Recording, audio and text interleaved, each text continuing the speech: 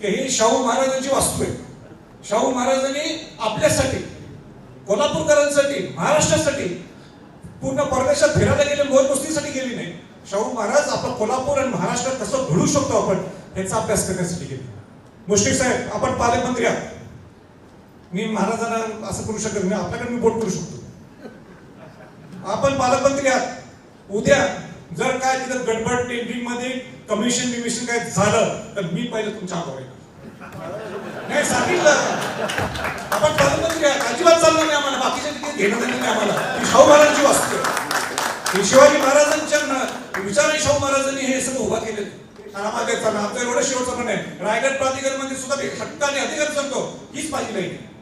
आपल्याला आलेली ती संधी मी काम करतो तिथं, पण इथं सुद्धा तुमची जबाबदारी गोष्ट. बाकी सगळं तुम्ही काय करा, राजकारणात घेणं आम्हाला इंटरेस्ट. पण शाहू महाराजांच्या बसतो जराही कमिशन 2%, 5% चालणार नाही. आम्ही स्पष्ट बोलतो. हे चुकीचं असेल पण ही माझी लाईन आहे. एवढं बोलतो.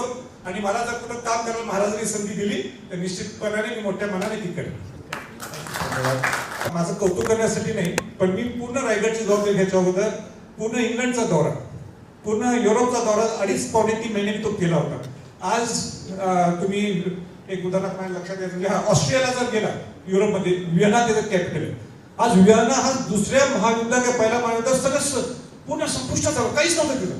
त्यांच्याकडे एव्हिडन्स होते म्हणून त्यांनी पुनर्बांधणी केली. पण पुनर्बांधणी करत असताना हुबेहूब पूर्वी व्हिएना कसं होतं तसं केलं, पण ते पूर्ण गाव बसवून दिले.